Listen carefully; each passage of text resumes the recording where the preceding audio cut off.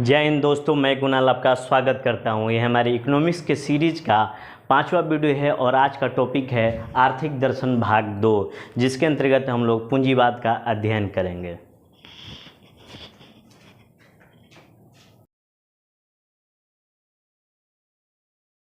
दसवां भाग है और आर्थिक दर्शन का दूसरा भाग है। आर्थिक दर्शन के पहले भाग में हम लोगों ने पूंजीवाद, साम्यवाद और समाजवाद के संबंध में एक झलक ली थी, एक ग्लांस लिया था, जिसके अंतर्गत हम लोगों ने देखा था कि एडम स्मिथ पूंजीवाद के समर्थक होते हैं और कहते हैं कि सरकार को अहस्तक्षेप की नीति अपनानी चाहिए। मार्केट फोर्स के अनुसार ही अर्थव्यवस्था का संचालन होना चाहिए, यानी कि डिमांड एंड सप्लाई के अनुसार अर्थव्यवस्था संचालित होनी चाहिए। पूंजीवाद के विरोध में अपने कार्ल मार्क्स आते हैं और एक नई व्यवस्था का जन्म देते हैं, जिन्हें वे साम्यवाद कहते हैं, जिसमें कहा जाता है कि पूरी की पूरी संपत्ति को सरकार के हाथों में सौंप देनी चाहिए और निजी संपत्ति का कोई अस्तित्व नहीं होना चाहिए। इसके बाद से जॉन मेनार्ड किंग्स आते हैं, जो कि पूंजीवाद और साम्यवाद के मिश्रण से एक नई समाजवाद, नई आर्थिक व्यवस्था का आपके सामने प्रस्तुत करते हैं, वो जो कि समाजवाद के नाम से जाना जाता है, जो कि भारत अपनी जो अर्थव्यवस्था है वो समाजवाद के नाम से कहता है कि हमारी अर्थव्यवस्था समाजवादी है। तो आइए इन तीनों के बारे में थोड़ा सा डिटेल में अध्ययन करते हैं, बारी बारी से इनके संबंध में कुछ जानकारियाँ प्राप्त करते हैं।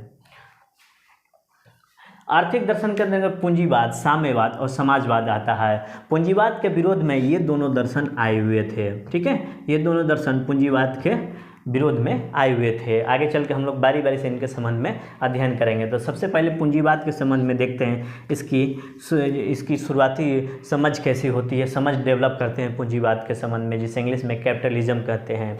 पूंजीवाद जो है एक आर्थिक, सामाजिक और राजनीतिक व्यवस्था है। ये केवल आर्थिक ही नहीं, सामाजिक और राजनीतिक व्यवस्था भी है, किंतु मूलतः ये आर्थिक व्यवस्था है। मूलतः जो है इसका जो मूल नेचर है वो आर्थिक व्यवस्था है। आर्थिक व्यवस्था ये इतनी प्रबल होती है कि वो ऊपर की चीज़ों पर प्रभाव डालने लगती है। इस तरह कहीं ना कहीं ये सांस्कृतिक व्यवस्था भी है। जैसे कार्ल मार्क्स ने कहा था कि जिस तरह की आर्थिक व्यवस्था होगी उसी तरह के उसके ऊपर संस्थान डेवलप होंगे। आर्थिक व्यवस्था केंद्र में होती है, सेंटर में होती है, उसके ऊपर जो भी इंस्टीट्यूशन, संस्थान बनते हैं वो आर्थिक व्यवस्था के अनुसार ही बनते हैं, ठीक है। उसके बाद पूंजीवाद आर्थिक पद्धति है, ऐसा सिद्धांत जिनके केंद्र में पूंजी हो। पूंजीवाद का संबंध औद्योगिक युग से है। इसकी शुरुआत लगभग 1750 एडी से हो चुकी है और लगातार आज फैलते फैलते पूरी दुनिया में फैल चुकी है। बाकी की जो भी अर्थव्यवस्था है उसको निरस्त कर दी है, नलीफाई कर दी है, शून्य कर दी है। इसका प्रभाव इतना ज़्यादा है। ये एक छत्र राज्य पूंजीवादी अर्थव्यवस्था का है। अभी वर्तमान में देखेंगे कि इसका एक छत्र राज्य पूंजीवादी अर्थव्यवस्था का है। तो पूंजीवादी अर्थव्यवस्था के इतिहास के थोड़ा सा हम लोग पहुंचते हैं कि पूंजीवादी अर्थव्यवस्था के जड़ कहाँ है, उसकी मूल कहाँ है, ठीक है।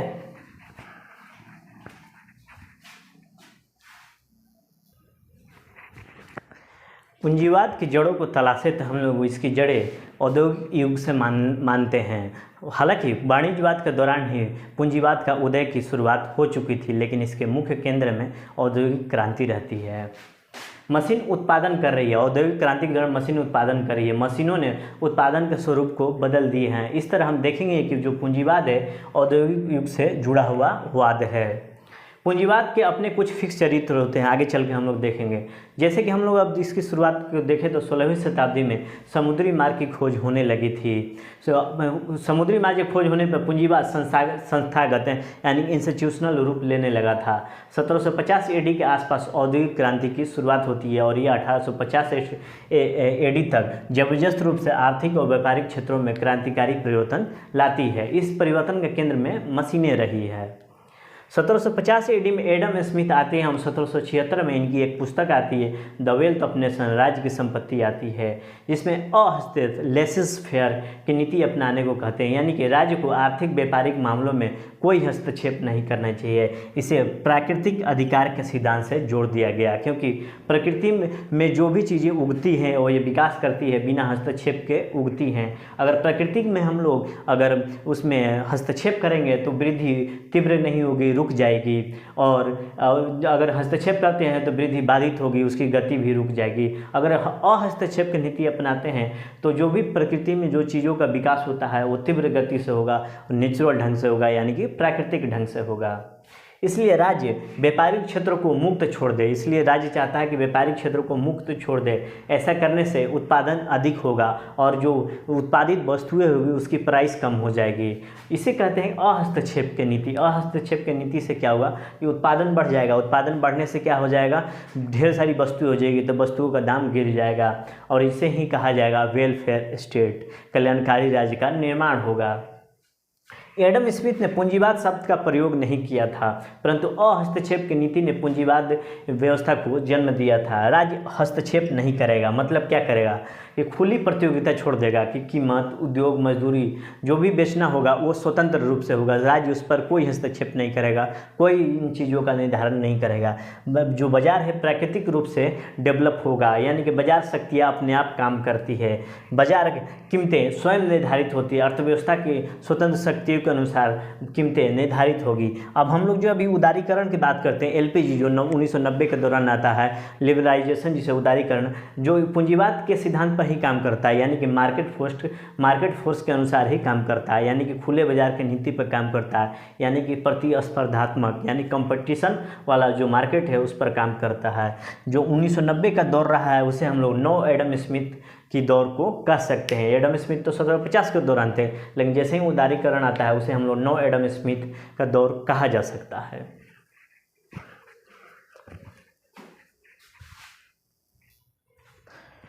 पूंजीवाद को अगर कार्ल मार्क्स की के माध्यम से बताया कि पूंजीवाद क्या होता है, जैसे कि हम लोग देखेंगे कि पूंजीवाद शब्द इनके बाद प्रचलित हुआ, यानी कि कार्ल मार्क्स के बाद प्रचलित हुआ।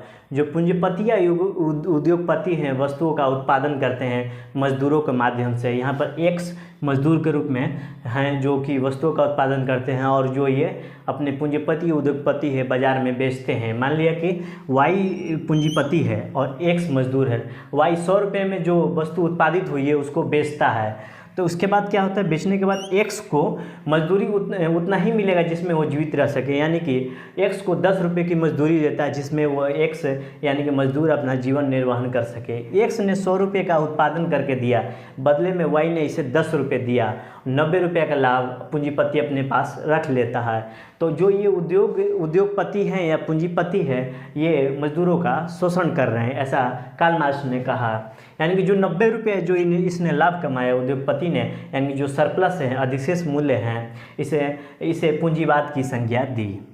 कार्ल मार्क्स ने इसे पूंजीवाद की संज्ञा दी। इससे क्या हुआ कि धीरे धीरे जो धन है कुछ लोगों के पास ही एकत्रित या संग्रहित या सेंट्रलाइज्ड होने लगा। आइए थोड़ा सा पूंजीवाद की चारित्रिक विशेषताओं पर नज़र दौड़ाएं।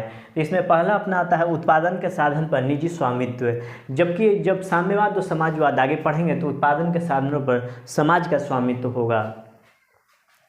यहीं उद्योगपति लोग पूंजी कमाकर लोगों का शोषण करते हैं। इसमें पूंजीवाद में उत्पादन के साधनों को बदल दीजिए तो सब कुछ बदल दिया जाएगा, यानी कि जो उत्पादन के साधन है उसको बदल दे तो शोषण और शोषित का रूप भी बदल सकता है।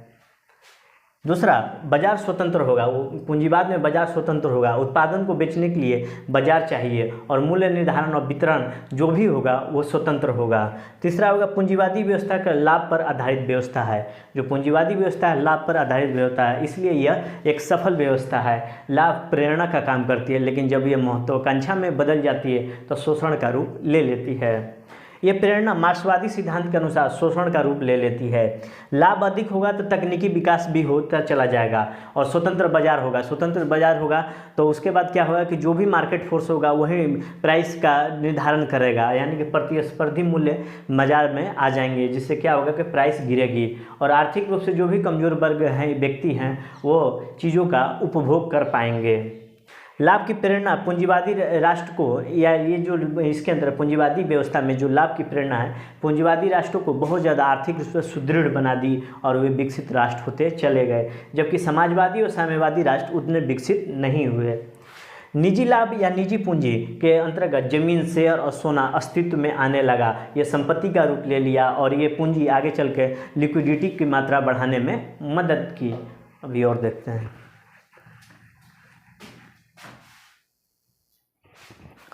पूंजीवाद के चारित्रिक विशेषताओं की बात करें तो इसमें आर्थिक स्वतंत्रता मौजूद होती है। पूरे के पूरे समाज को अनुबंध, उपभोग, स्वहित के लिए उपयोग, धन संपत्ति के लिए स्वतंत्रता होती है। पूंजीवादी व्यवस्था में नागरिकों की स्वतंत्रता होती है। आर्थिक स्वतंत्रता पूंजीवाद का पर्याय बन जाती है। इसमें नए वर्ग अस्तित्व में आते हैं। कार्ल मार्क्स के सिद्धांत के अनुसार नए वर्ग अस्तित्व में आते हैं। जो शोषक वर्ग होता है वो पूंजीपति वर्ग होता है, उसके बाद एक मध्यम वर्ग होता है और तीसरा होता है शोषित वर्ग, जिसे श्रमिक वर्ग कहते हैं। पूंजीवादी व्यवस्था में तेजी से उभरने वाला वर्ग है मध्यम वर्ग, जिसके अंतर्गत शिक्षक, इंजीनियर, डॉक्टर अपने अस्तित्व में आते हैं। पूंजी बढ़ाने के लिए ये लोग बहुत सारा मेहनत करेंगे, जोखिम लेंगे, यानी कि क्षमता बढ़ाएंगे। क्षमता बढ़ने से क्या होगा, धन बढ़ेगा, धन बढ़ेगा तो उत्पादन बढ़ेगी, उत्पादन बढ़ेगी तो सामान सस्ती होगी, क्रय शक्ति, इससे क्रय शक्ति में वृद्धि होगा और आर्थिक स्तर बढ़ता हुआ चला जाएगा और आर्थिक गतिविधियाँ बढ़ती हुई चली जाएगी। यानी कि आर्थिक विकास का इंजन पूंजीवादी अर्थव्यवस्था होता है। तो ये वाली हमेशा चलते रहेगा। अब थोड़ी सी आलोचना के बिंदु देख लेते हैं, जिसे क्रिटिसिज्म बोलते हैं। इसमें पहला अपना है, मार्क्सवादी विचारक पूंजीवादी व्यवस्था को अमानवीय व्यवस्था ठहराते हैं और कहते हैं कि यह आर्थिक शोषण पर आधारित एक व्यवस्था है। जैसे पिछली स्लाइड में हमने देखा था कि कैसे शोषक और शोषित वर्ग एक दूसरे पर आरोप प्रत्यारोप लगाते हैं कि जो शोषक है हमारा शोषित वर्ग का शोषण कर रहा है। लाभ के चक्कर में फंसने वाला व्यक्ति उदारवादी, लाभ के चक्कर जो लाभ के चक्कर में फंस गया व्यक्ति, उसके अंदर से उदारवादी दृष्टिकोण खत्म होने लगता है। जैसे कि यूएसए में एक भ्रष्ट व्यवस्था का जन्म हुआ था, भ्रष्टाचार व्यवस्था का जन्म हुआ था। इसमें धन का वितरण असमान होगा और असमान समाज की स्थापना होगी। यानी कि धन कुछ ही लोगों तक सिमट कर रह जाएगा, धन कुछ ही लोगों तक सीमित हो जाएगा। यानी कि लोग बहुत कम होंगे लेकिन उनके पास धन ढेर सारा हो जाएगा। जैसे भारत में अभी है 10% लोगों के पास 90% धन है।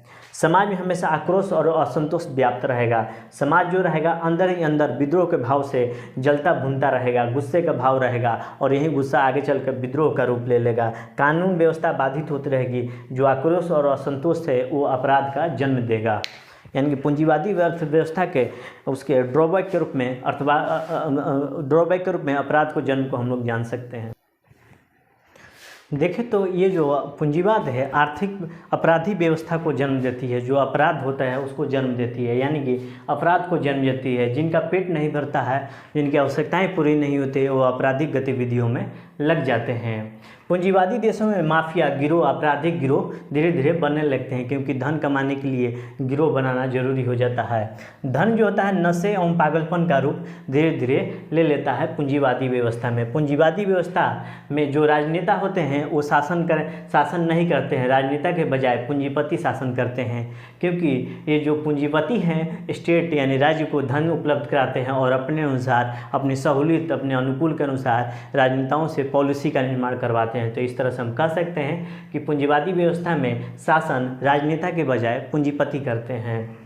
पूंजीपति वर्ग यूएसए में इतना प्रभुत्व वर्ग हो गया है कि यूएसए में जो हथियार रखने पर जो प्रतिबंध है उसको समाप्त कर दिया गया है। यानी कि सभी लोग हथियार रख सकते हैं।